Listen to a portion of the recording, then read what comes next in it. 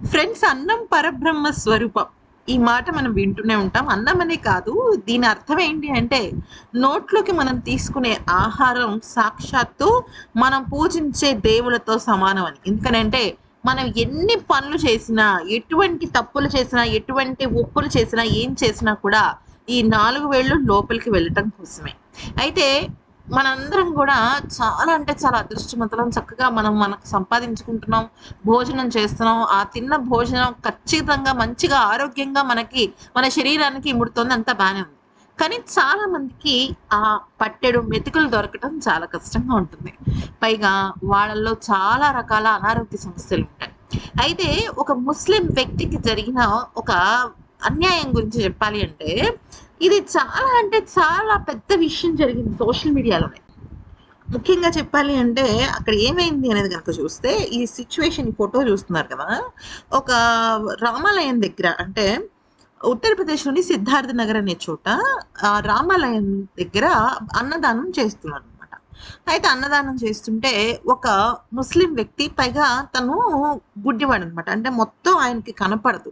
కేవలం 80% మట్టుకే ఆయనకి కనబడుతుంది. మిగతా 20% మసక మసకగా అలికేసినట్టు కనిపిస్తుంది.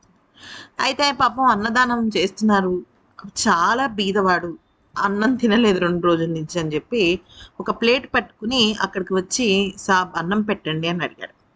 అయితే అక్కడున్న వాళ్ళు ఏమన్నారంటే, "నువ్వు జై శ్రీరామ్ అంటే కానీ నీకు అన్నం పెట్టము" అని అన్నారు. అయితే సరే, అన్నం ఆకలి విలువ, బాధ, ఆకలి బాధ, పట్టెడన్నం మెతుకులు కనబడితే నోట్లో తినాలి అన్న ఆతృత ఆయన్ని జై శ్రీరామ్ అనిపించింది. సరే, అక్కడితో అక్కడ అది అయిపోయి ఉంటే బాగుండేది. మళ్ళీ, మళ్ళీ జై శ్రీరామ్ అను, మళ్ళీ జై శ్రీరామ్ అను బలవంతంగా ఆయన చేత అనిపించాడు. అయితే నిజానికి సరే, ఓకే. ఏదో ఒకసారి అనిపించాడు. అందరి దేవుళ్ళు ఒకటే అని మత సామరస్యం కోసం అనిపించాడనుకోవచ్చు. పదే పదే అతను ఇబ్బంది పడుతున్నా కూడా అన్ని సార్లు అనిపించి, అప్పుడు భోజనం పెట్టడం అనేది నిజంగా అక్కడ విలువ ఇచ్చినట్టేనా తినే ఆహారానికి? అతను ప్లేట్ పట్టుకుని అక్కడి దాకా వచ్చాడు అంటేనే అతనికి మతానికి సంబంధించి ఎటువంటి భేదం లేదు. సరే, అతను ఒకసారి జై శ్రీరామ్ అనిపించినా కూడా మళ్ళీ పదే పదే అనిపించడం కరెక్ట్ కాదని, ఇలా చేయడం తప్పని, తినే అన్నానికి విలువ ఇవ్వాలని, ఎవరైనా ప్లేట్ పట్టుకుని వచ్చి దేహి అన్నప్పుడు ఖచ్చితంగా ఆ అన్నంలోనే ఆ పరమేశ్వరుడు ఉంటాడని, అది గ్రహించకుండా ఇంత అమానుషంగా ప్రవర్తించడం కరెక్ట్ కాదు అంటూ అందరూ చెప్తున్నారు.